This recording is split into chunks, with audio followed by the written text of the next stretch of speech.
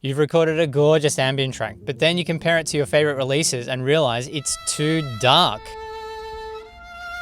Problem is, there's no way to add that top end back because that's how you recorded the song in the first place. What to do? Good news for you, there is a simple way to add more top end into that song without making it sound weird. Hey, it's Marcus from Holosuite. This is a trick I use a lot in mastering, but it can quite easily be used in a full mix as well. And it's particularly helpful if you've recorded a live track down to stereo where there's no multi-tracks. So what magic am I using? It's nothing fancy, it's just reverb. Watch on to see how this works in action and how to get it to blend in nicely with the original track so it doesn't sound like an overblown mess. So today I'm working with a track named Glitter Patterns by All Archers, which is absolutely gorgeous. I'm going to link the track in the description. Please support the artist and go check it out if you like it.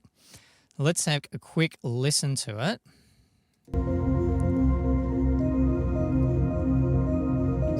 Gorgeous, kind of quiet, meditative, very chill. Love that ambience.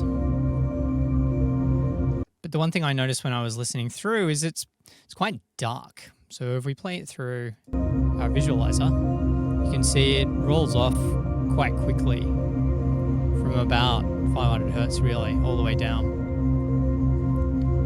So I wanted to bring some more life into it. And obviously only having the stereo track, I have to use some tricks to try and get that out. So the first thing we could try to do would be EQ. So let's try adding a high shelf to our top band here. Okay, we're getting a bit more air here. If I just turn it off, sounds a bit darker. Bit more air. It's also bringing out some of the artifacts in the top, so we could try a bell. Okay. Turn it off. Turn it on. Very, very, very, very subtle. So we're getting a little bit extra, but I want more. It's really steeply rolled off. So the next thing we could try is saturation. So I'm using Ozone Exciter here, just to show what I can do here. So I put it on the tape setting. It's pretty gentle, and I'm just going to mix it in slowly to see if I can get something else out of that.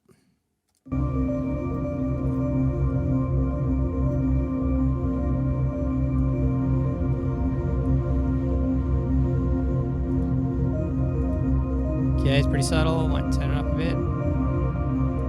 It's starting to get better.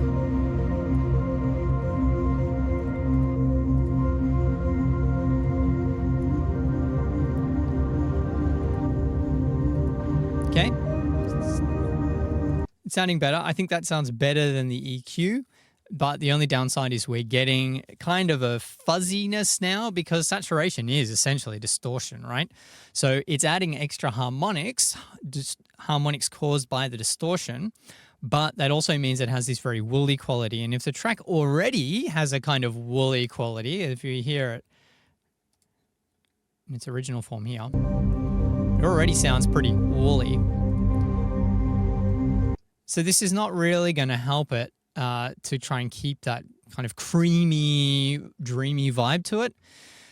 So the easiest way to move forward is to add an extra layer. And then in this layer, I'm going to add some reverb. And I'll put this at the start of my chain, and you'll see why in a second. And I'm going to set it to my favorite preset. Oh, hold on a second. What are these two? I've never seen these before. Marcus needs validation. Please like and subscribe. That's not bad advice. Anyway, what I'm looking for is actually billions and billions. I'm going to turn up the mix all the way. Let's just solo this for a minute. Okay. If we compare that to the original, notice that this has more top end.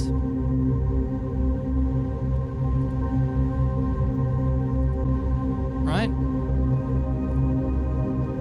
And at the moment, it's a bit extreme. I might turn that feedback down a bit.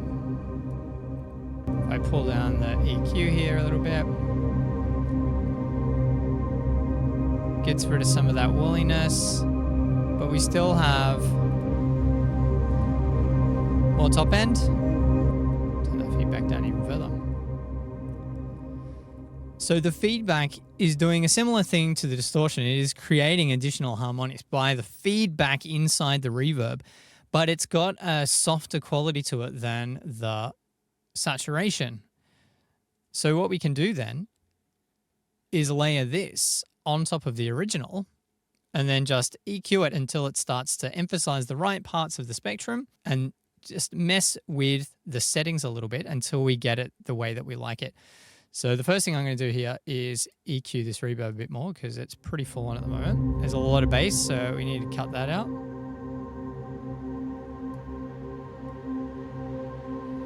EQ the highs down a little bit. That's starting to sound a lot better. Then I'll mix it back in with the original. Just turn that down a little bit. Let's turn it off. Okay. Does sound pretty good already. Right, you can hear that extra top end now. And then I might also do some EQ, add a very gentle low pass filter and a very gentle high pass filter to cut out some of the frequencies that aren't necessarily being used here. Let's be very gentle. So where it's really doing its magic is around this 1K, 2K area. So let's chop out as much as we can around that. And this is going to cause less phase problems, less masking problems, because don't forget that we're copying the track. So it's basically the same audio source coming through both of them. We want to make sure that it's not causing any trouble.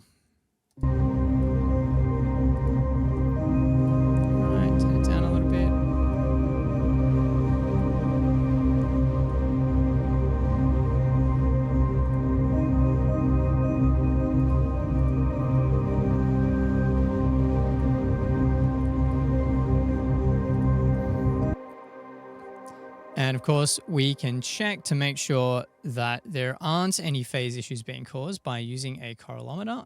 I'm using Voxengo's correlometer, so it'll show you the phase relationship all the way across the spectrum.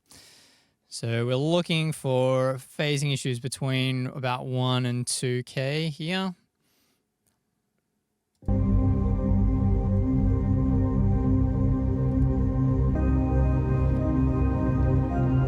It looks like we're in the clear.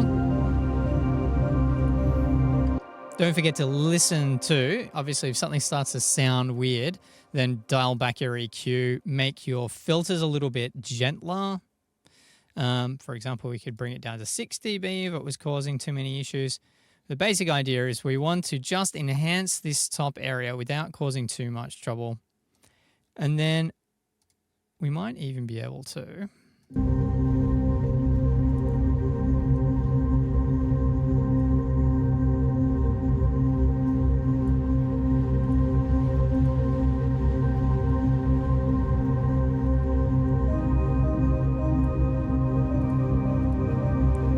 add a tiny little bit of extra top end here.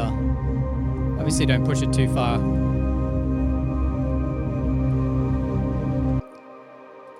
So there you have it. A little bit more top end without causing too many artifacts, without it sounding too unnatural.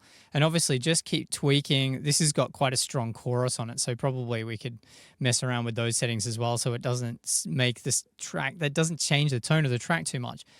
But as a basic concept, if you want to get some more top end, try using a relatively bright reverb, layering it on top, and then just EQing it until it all fits in.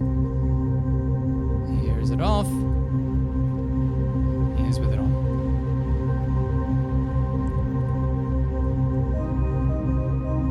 So what did you think? Pretty simple and effective, right? This is an example of what's called parallel processing. It's something I use in mastering a lot, and it's helped me rescue a number of mixes in the past, especially if I didn't have access to the multi-tracks or if someone had just recorded directly down to stereo. If you'd like to see some more ways that parallel processing can help you with your mixes, check out this video next. And until next time, keep making music. Cheers.